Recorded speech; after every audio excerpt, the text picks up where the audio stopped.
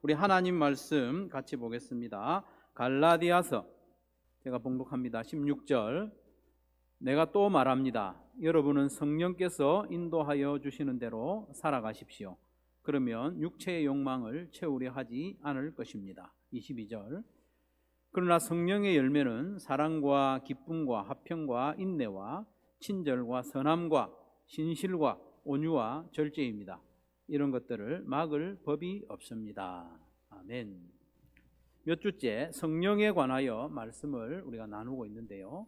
성령님은 우리 신앙생활의 전부를 주장하시고 또 다스려 주시니까 성령님을 더 잘 알고 성령님을 따라 살아가는 성도들이 되기를 바랍니다.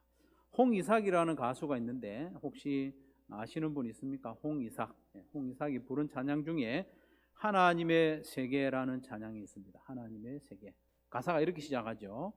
참 아름다운 곳이라 주님의 세계는 정말로 내가 나아갔고 솔직할 수 있는 곳. 이렇게 찬양 가사가 나오는데요.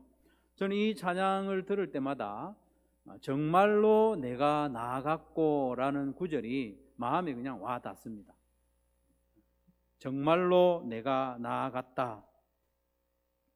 해석이 여러 가지로 될 수 있겠지만요. 저는 그렇게 느껴졌어요.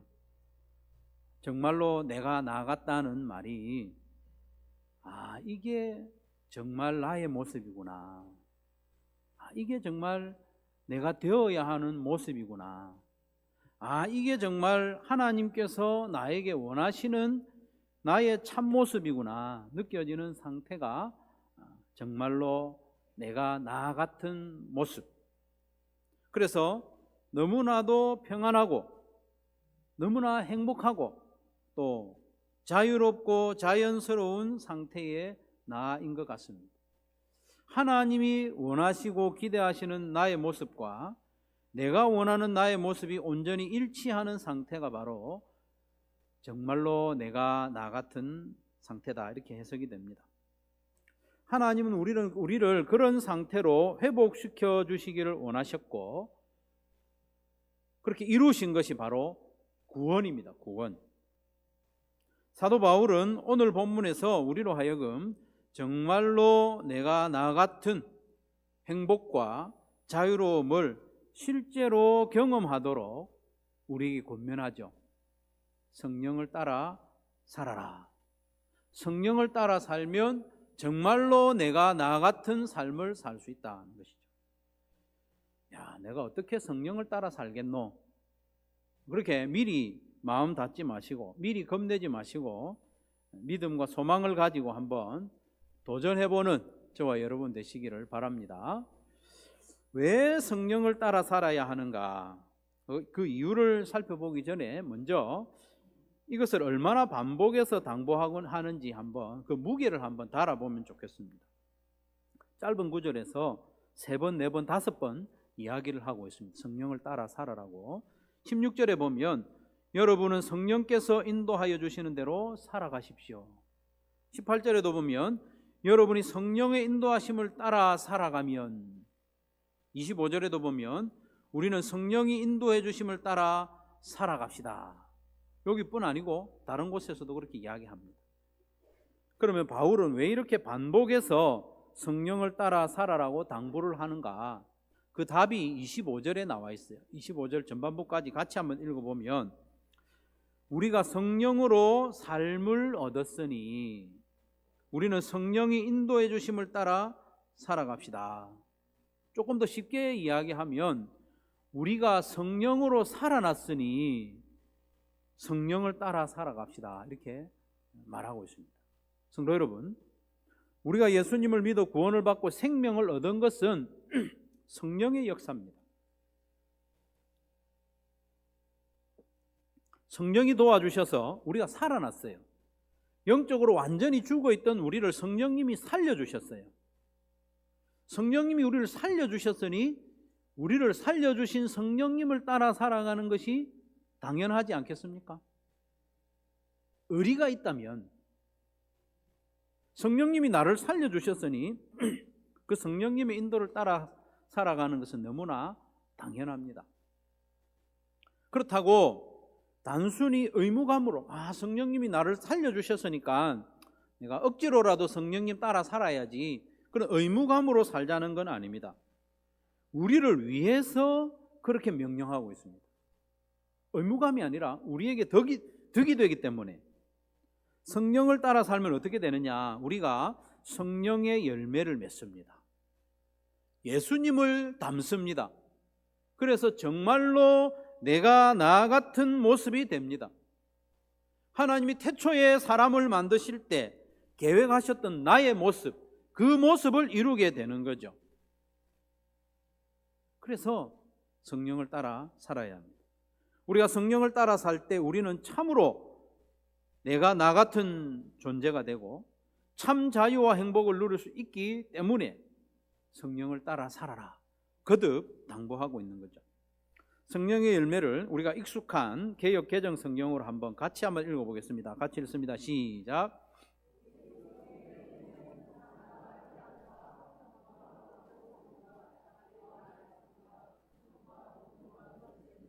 이 같은 것을 금지할 법이 없느니라. 아멘. 여러분, 성령의 열매는 모두 관계에서 맺어집니다. 지난주에도 강조했던 말씀인데요, 성령의 열매는 관계에서 맺어집니다. 혼자 산속에서 수련한다고 맺어지는 열매가 절대로 아닙니다. 기본적으로 성령은 교제의 영입니다. 교제하게 하는 하나님입니다. 관계를 회복시키는 하나님입니다. 그래서 성령의 열매는 관계와 교제를 통해서만 맺히는 것이 당연합니다, 여러분. 혼자 신앙생활에서는 성령의 열매가 맺힐 수가 없어요. 왜? 성령님은 코이노니아의 영이기 때문에, 교제의 영이기 때문에 혼자서 아무리 혼자 열심히 신앙생활해도 성령의 열매가 맺힐 수가 없어요.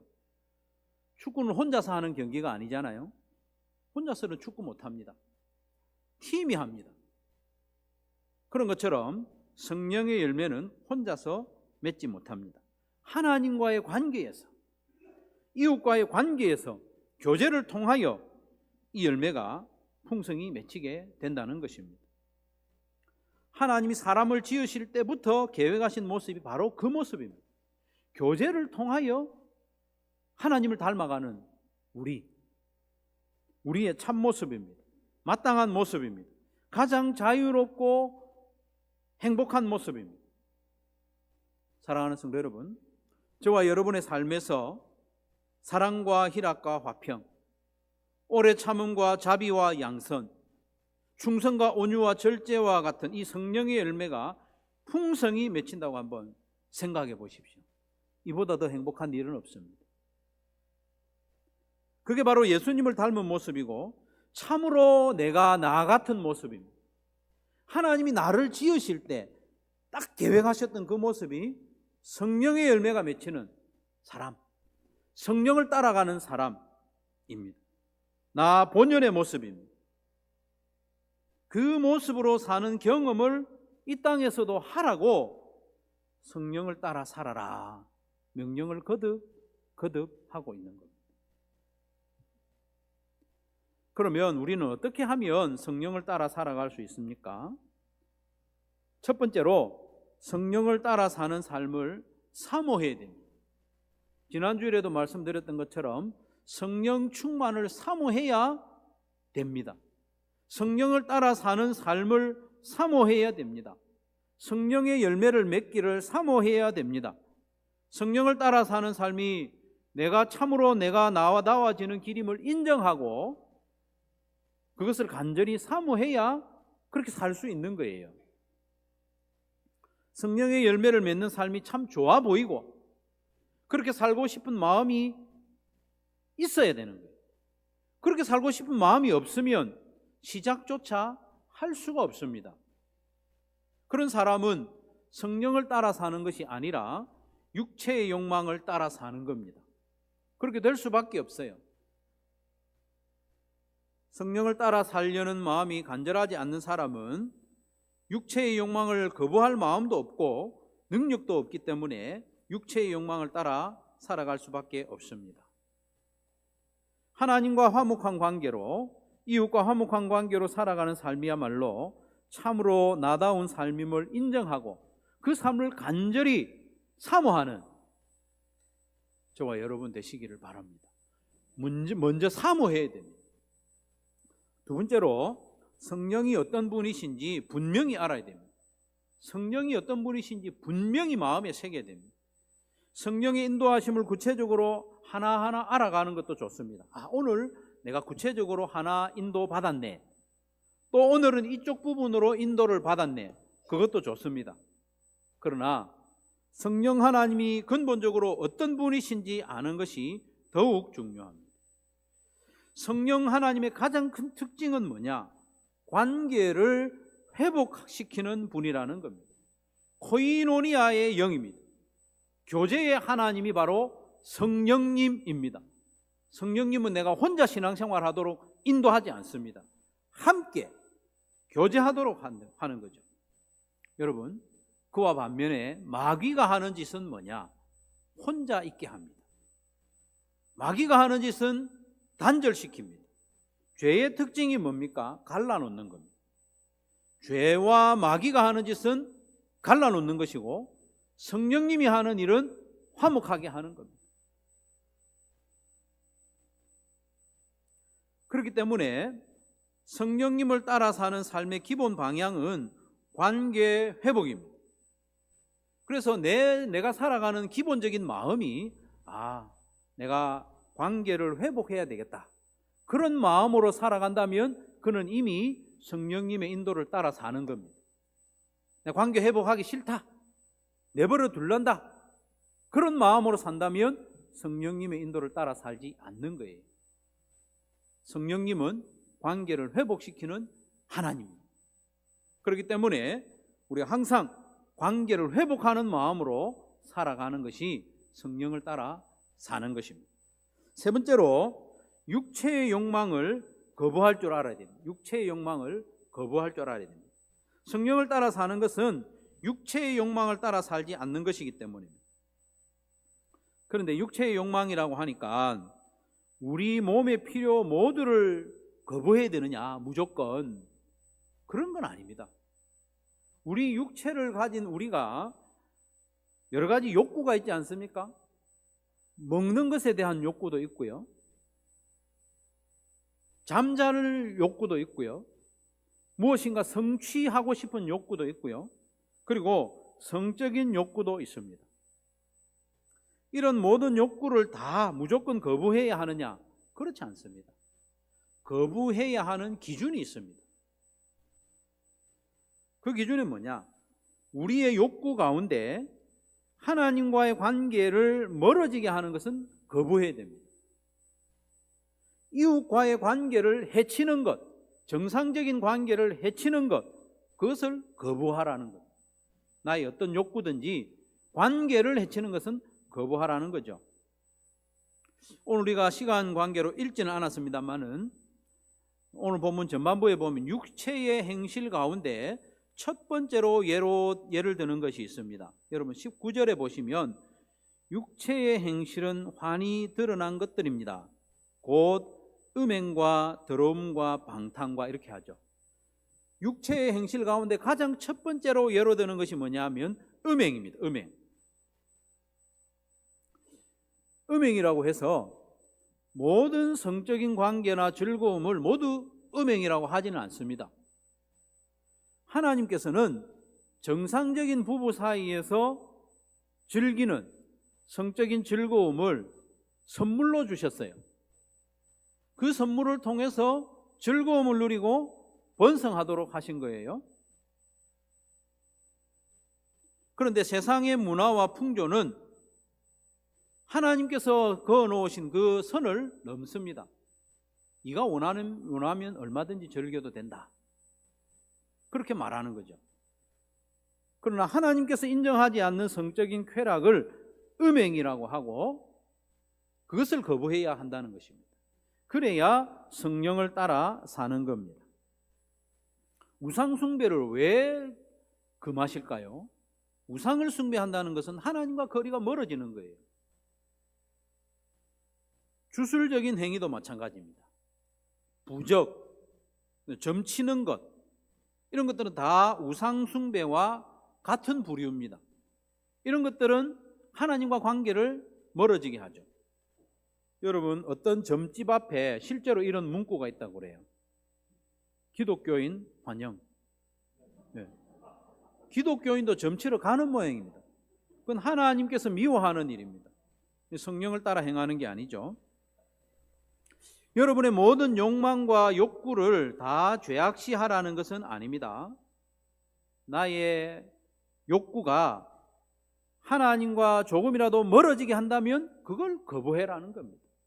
나의 욕구가 하나님께 죄송한 마음이 있다면 거절하라는 겁니다. 아무리 즐거운 일이라도, 아무리 이익이 되는 일이라도 하나님이 기뻐하는 일이 아니다.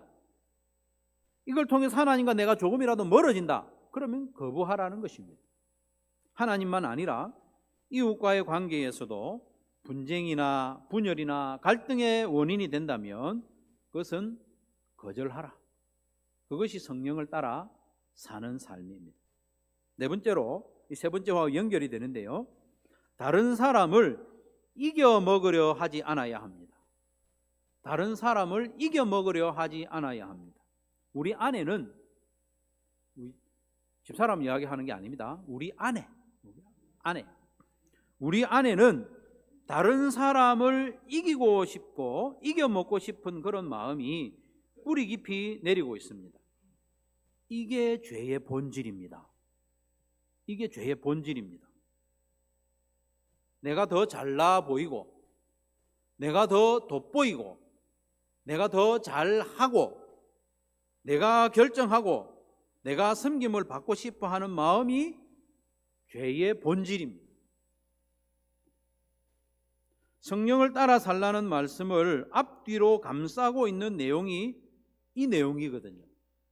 16절부터 26절까지가 오늘 본문인데요. 이 앞뒤를 감싸고 있는 것이 다른 사람 이겨 먹으려고 하지 마라, 싸우지 마라, 그 말씀으로 감싸고 있어요.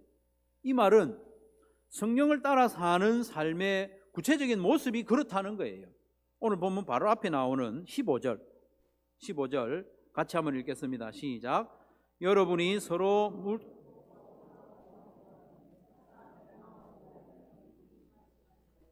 싸우지 말고 서로 이겨 먹으려고 다투지 말라는 겁니다. 오늘 보면 마지막 절에도 같은 말씀을 합니다. 26절. 우리는 잘난 체 하거나 서로 노엽게 하거나 질투하거나 하지 않도록 합시다. 그게 성령을 따라 사는 겁니다. 육체의 행실의 대표적인 것이 서로 잘난 체 하는 겁니다. 질투하고 다투고 서로 물어 뜯는 것입니다. 우리는요, 생각보다 자주 물어 뜯습니다. 실제로 내가 이를 드러내고 물어 뜯는 건 아닌데 자주 다른 사람을 물어 뜯습니다. 실제로 육체의 행실에 대해 쭉 열거한 내용이 19절부터 20절 상반절까지 쭉 나오잖아요. 여러 가지가 나오는데 그 태반이 넘게 뭐냐 하면 다투는 겁니다. 압도적으로 많습니다. 보십시오. 20절 중반에 보면 원수 맺음과 다툼과 시기와 분냄과 분쟁과 분열과 파당과 질투와, 이게 다 다투는 거잖아요. 성령을 따라 사는 사람은 이래서는 안 된다는 거예요. 그 뒤에 나오는 흥청망청,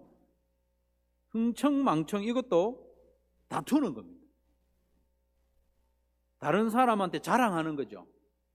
나 이런 사람이야, 나 이 정도까지 할 수 있어. 흥청망청도 다른 사람을 이겨먹으려는 모습의 일종입니다.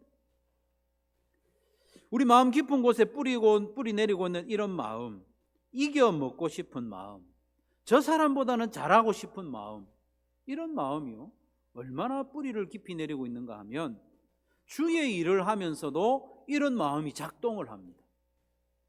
목사로 사역을 하면서도요, 이런 마음이 작동을 합니다. 수시로 작동을 합니다.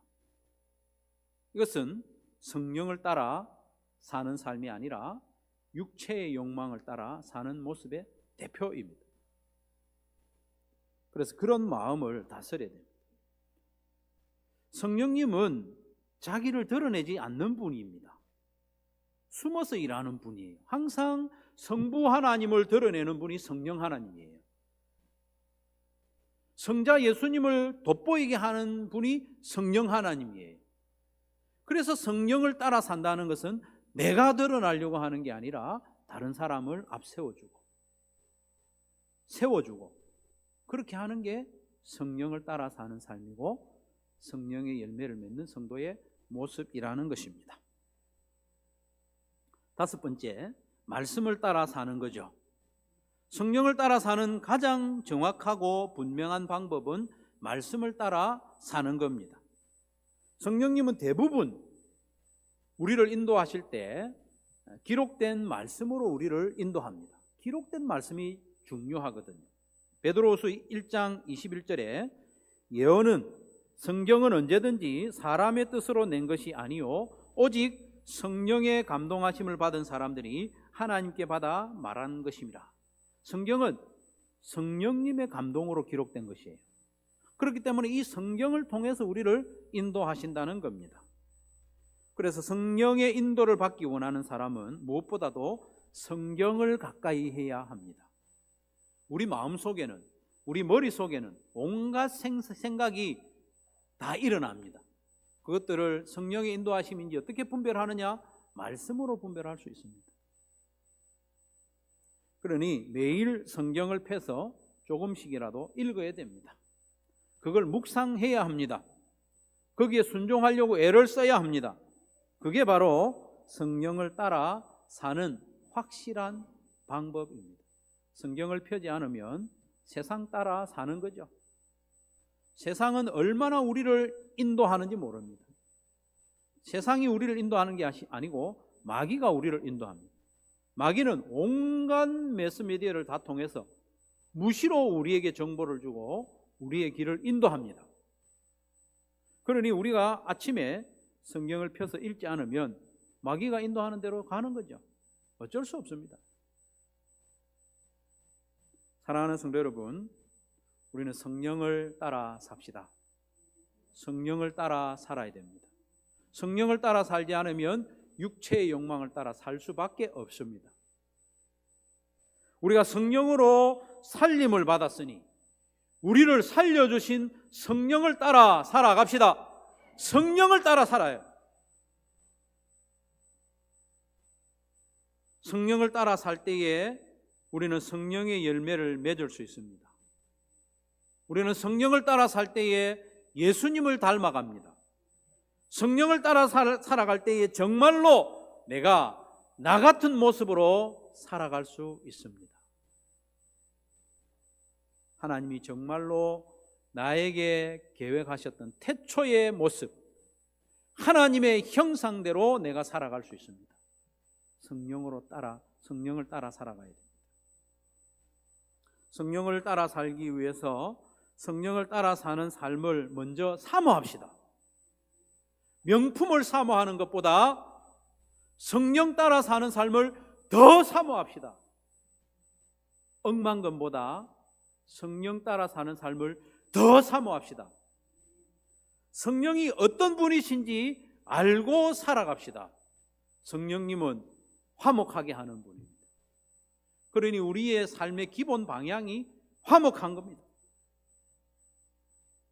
관계를 해치는 육체의 욕망을 거부합시다. 이겨 먹으려고 하지 맙시다. 말씀을 가까이 하고 순종하는 삶을 삽시다. 그래서 하나님이 태초에 계획하셨던 나의 모습, 하나님의 형상으로서의 나, 정말로 내가 나 같은 모습을 회복하여 행복하고 자유롭고 기쁨 넘치는 저와 여러분의 삶이 되기를 주님의 이름으로 축원합니다.